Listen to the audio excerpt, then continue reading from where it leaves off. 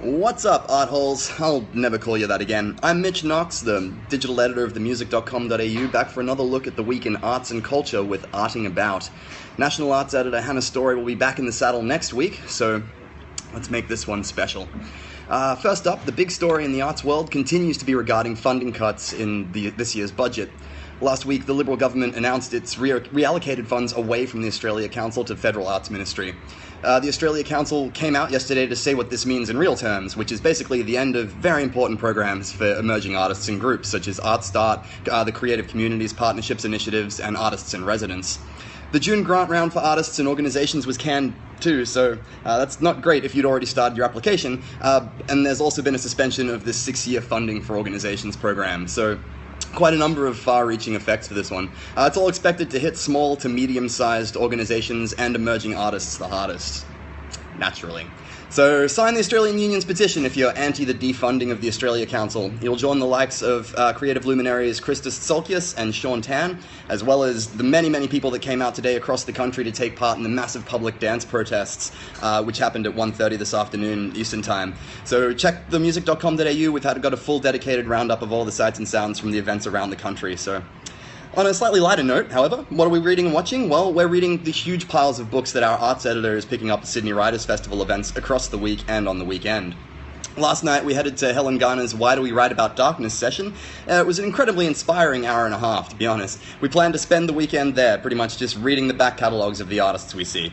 We picked up a copy of Joe Sink's Consolation last night, and if you haven't read last year's This House of Grief yet, about Robert Farquharson's trials for the murder of his 3 sons on Father's Day back in 2005, you really should. It's strangely prescient considering the conversation about domestic violence that we're finally having. On the small screen, Tragics and Insomniacs alike can unite to tune into SBS 1. Tonight, it's actually not too bad for Insomniacs, to be honest. It's 7:30 tonight for the first Eurovision semi-final. And then the second one runs from tomorrow at 7:30. Now, both of those semi-finals have actually already gone down. That's happened. You can find those results online if you don't want to be surprised when you watch tomorrow. But the grand final, which happens on Saturday in Europe, will air afresh from 5 a.m. on Sunday morning. So make sure you're up early, or better yet, try and watch Eurovision when you haven't had any sleep at all. Just power through the nightmare. And speaking of nightmares, Poltergeist is in cinemas this week, and it's the big release of the week. The Evil Dead Sam Raimi is back at the horror wheel with this version of the 1982 thriller, and it's, fittingly terrifying. Still the most buzzed about film of the week, though, as probably expected, is Mad Max Fury Road. So just go already if you haven't yet, because you're just delaying the inevitable. Now, on a city-by-city basis, apart from the Sydney Writers' Festival, Sydney has vivid lights and vivid ideas this weekend. We've got a comprehensive roundup across music and general other ideas on offer, and the top picks for the light program. So if you didn't get Morrissey tickets, and you can still be a part of Vivid, just head on down to Circular Quay and nearby surrounds and soak up the glory. Down in Melbourne, we've got Duck Day Afternoon at Belleville this Saturday with a film screening, live music, and delectable duck-based dishes. Yum. And in Brisbane, we'll be hitting up the Audi Festival of German Films to indulge our inner krauts. Now, subtitles are hard, we understand, but challenge yourself. You might just be rewarded. Over on the left coast, the Perth Comedy Festival may technically be over, but that doesn't mean that you can't still get some chuckles in you. Ronnie Chieng and Superwog are on tonight, and Colin Hay will be playing all across the weekend.